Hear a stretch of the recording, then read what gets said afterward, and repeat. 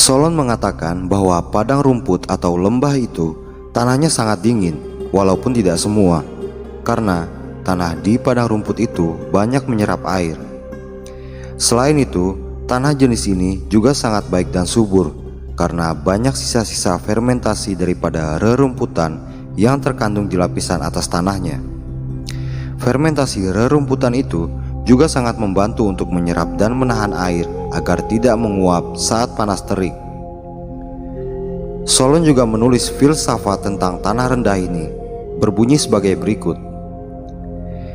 Yang bersembunyi di tanah tinggi, lalu pergilah ke selokan yang teduh. Tanah di situ sangat dingin, bahkan saat mandi matahari. Tanaman di situ tak dapat makanan karena di atas terlalu basah. Tapi yang terbaik ada di kaki bukit yang lebih disukai, tidak panas dan tidak dingin. Lalu ikuti padang rumput, lalu gunung yang puncaknya lebih baik daripada lereng, sehingga air yang turun akan memberi kehidupan.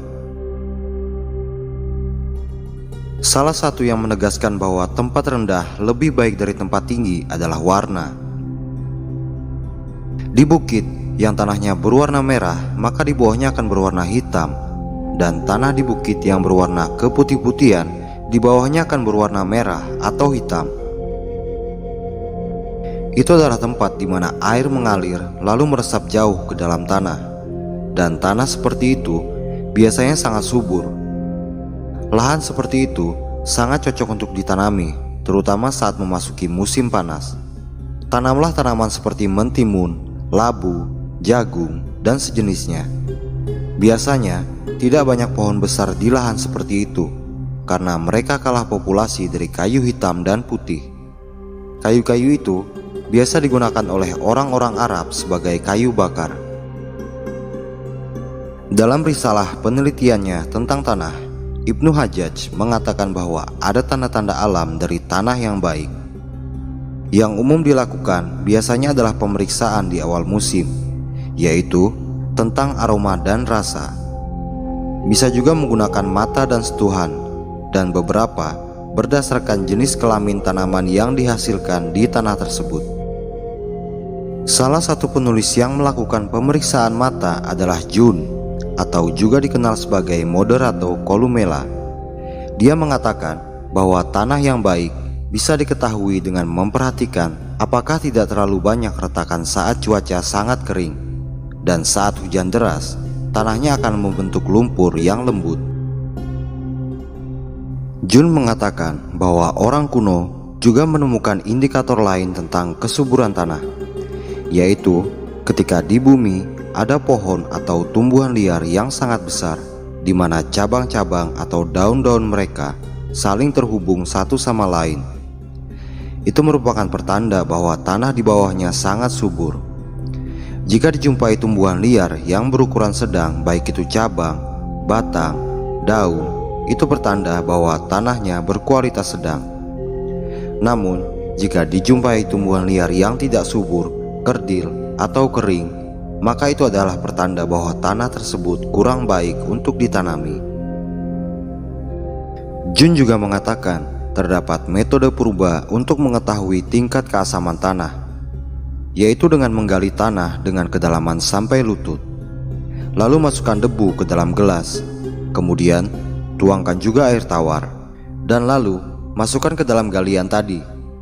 Biarkan beberapa saat, lalu cicipi air tadi.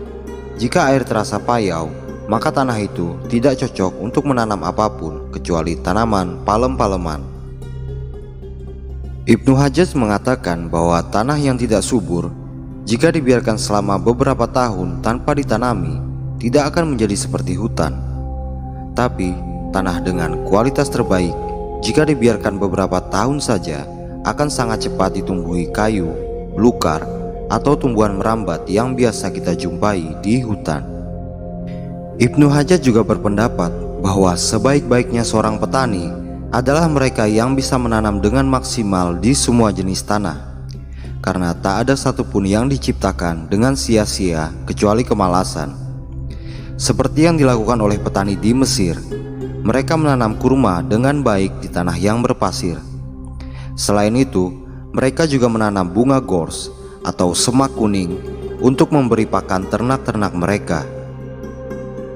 Meskipun begitu, harus sangat dipahami bahwa tak banyak tumbuhan yang bisa tumbuh di padang pasir seperti di Mesir. Maka dari itu, adalah bijaksana jika mengatakan bahwa tanah yang baik adalah tanah yang berada di dalam segel kelembaban, tidak terlalu panas dan tidak terlalu basah. Ini adalah tanah yang dibutuhkan oleh semua jenis tanaman pada umumnya, seperti gandum, kedelai, jagung, dan lainnya. Menurut Solon, di tanah yang lembab ada banyak sekali kemudahan. Hampir semua yang di sana dapat hidup dalam kemakmuran dan kecukupan. Tanaman tumbuh dengan subur, baik itu yang ditabur maupun ditanam. Solon lebih keras mengatakan soal tanah pasir atau padang pasir. Dia mengatakan, "Bawalah pergi keluargamu dan anak-anakmu dari tempat itu, padang pasir. Karena aku melihat tak ada yang menabur gandum dan gandum itu tumbuh di sana. Berjalanlah ke tempat di mana aku akan ke sana. Di sana ada tanah yang baik yang dapat memberi kesejahteraan bagimu dan keluargamu." Ibnu Hajjaj mengatakan, meskipun beberapa tanaman bisa tumbuh di padang pasir seperti kurma, aprikot, dan quincy, tapi itu harus dikembangkan dengan baik, yaitu dengan pupuk kandang dan irigasi yang memadai. Pupuk kandang berfungsi sebagai penjaga kelembaban guna memastikan air irigasi tidak menguap karena panas. Sementara di tanah yang subur, Anda tidak perlu memberi terlalu banyak kedua hal tersebut. Karena dia, Ibnu Hajjaj meyakini jika ada kehidupan di dalam tanah yang subur yang mampu menjaga air, dan akar tanaman yang tumbuh di sana dapat masuk lebih jauh ke dalam tanah. Masih terkait tentang pasir, dalam bukunya Ibnu Hajjaj menulis bahwa pasir tak memiliki zat apapun yang bisa diambil oleh tanaman, kecuali jika ditambahkan zat pembantu seperti pupuk kandang, kapur, dan tanah. Terlalu banyak risiko jika menanam di areal berpasir atau padang pasir. Beberapa orang mungkin menganalogikan bahwa pasir akan sangat mudah basah saat disirami air. Tapi sadarilah bahwa yang terjadi adalah saat pasir disirami air, air itu hanya mengalir di antara bagian-bagian pasir dan tak meresap ke dalam intisari pasir tersebut. Maka dari itu, pasir akan sangat mudah kering saat terkena panas. Ini adalah sebuah konsekuensi yang harus dipertimbangkan tentang pasir. Buku pertanian Nabatea juga menulis subjek tentang tanah. Dikutip dari Sagrid, dia berkata bahwa tanah memiliki jenis yang berbeda-beda, yaitu dingin, kering, dan lembab. Semua yang perlu diketahui oleh petani adalah bahwa tanah yang baik disukai semua tumbuh-tumbuhan. Maka dari itu, ketahuilah sifat-sifat tanah, mana yang baik untuk pohon, mana yang baik untuk biji-bijian atau sayur-sayuran. Akan tetapi, yang terbaik adalah temukan tanah yang tak memiliki sifat-sifat buruk, karena itu akan disukai oleh semua tanaman. Adam mengatakan bahwa tanah yang tak memiliki sifat buruk adalah tanah yang berwarna gelap, semakin gelap saat terkena basah atau hujan, dan air tidak menggenang di atasnya. Tanah itu memiliki konstruksi seperti spons padat. Itulah yang terbaik dari semuanya menurut Adam. Menurut Yang Bucat, tanah berkualitas baik adalah tanah yang berwarna keunguan. Buku pertanian Nabatea menjelaskan bahwa tanah ungu terbentuk pada tanah atau ladang yang memiliki kemampuan untuk meresap air hujan seperti spons.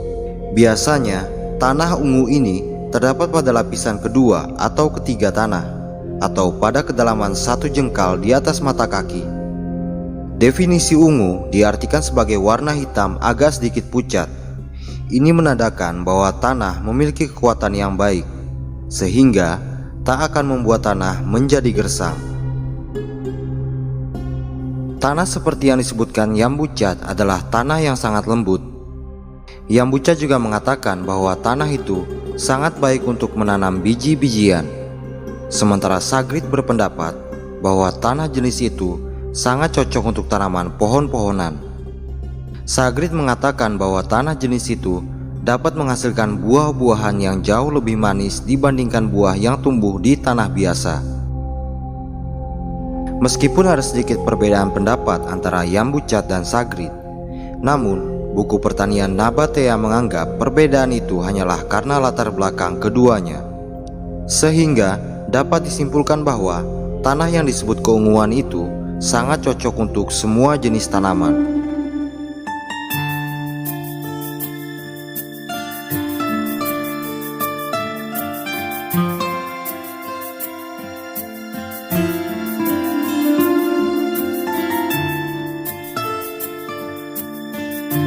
Menurut buku pertanian Nabatea, sebaik-baiknya tanah adalah tanah yang tidak retak saat musim panas dan tidak keras saat musim dingin.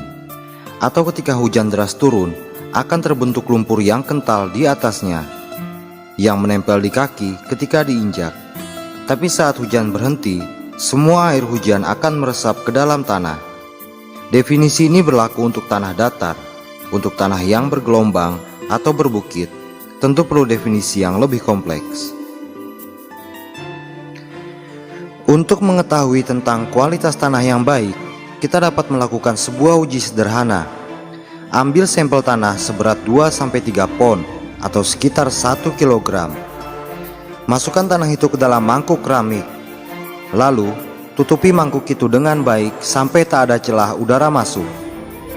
Kemudian kubur dalam lubang sedalam 3-4 hasta atau sekitar 1,5 meter. Lalu biarkan selama 14 hari atau setengah bulan. Setelah 14 hari, periksa mangkuk tadi. Jika bagian luar mangkuk berlendir, buka mangkuk tersebut. Tapi jika belum ada lendir atau belum terdapat lendir dalam jumlah signifikan, kubur kembali selama 7 hari. Setelah itu, biasanya mangkuk akan berlendir. Buka mangkuk tersebut dan periksa tanah di dalamnya. Jika tanah berwarna hitam pekat atau hijau tua, maka itu adalah tanah yang baik. Jika tanah berwarna kuning, coklat, atau hijau muda, itu adalah tanah yang berkualitas sedang.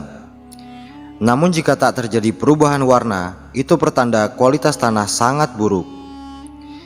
Dari segi aroma, tanah yang baik biasanya beraroma segar, sementara tanah yang buruk beraroma agak sedikit kurang sedap.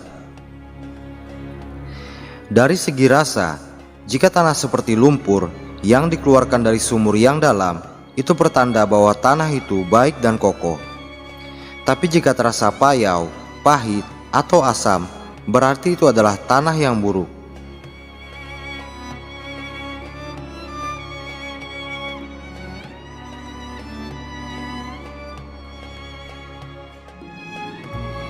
Dikutip dari Casio, lihat apakah tumbuhan ilalang, duri, dan lainnya tumbuh dengan kuat, dan apakah tanahnya saling terikat satu dengan lainnya. Itu adalah bukti dari tanah yang sehat dan subur. Akan tetapi, jika tumbuhan di situ tumbuh kerdil dan tanahnya tidak kekar, itu adalah tanda-tanda dari yang buruk. Kutsami mengatakan bahwa beberapa lebih puas dengan memeriksa tanah dengan memperhatikan tumbuhan liar di atasnya. Bahkan hanya satu spesies tumbuhan sudah bisa menjadi indikator kesuburan. Jika tumbuhan tersebut saling terikat dan tanah di bawahnya tidak terkena sinar matahari, maka tanah tersebut bebas dari keburukan. Demikian, sebagian ilmuwan mengatakan pendapat mereka.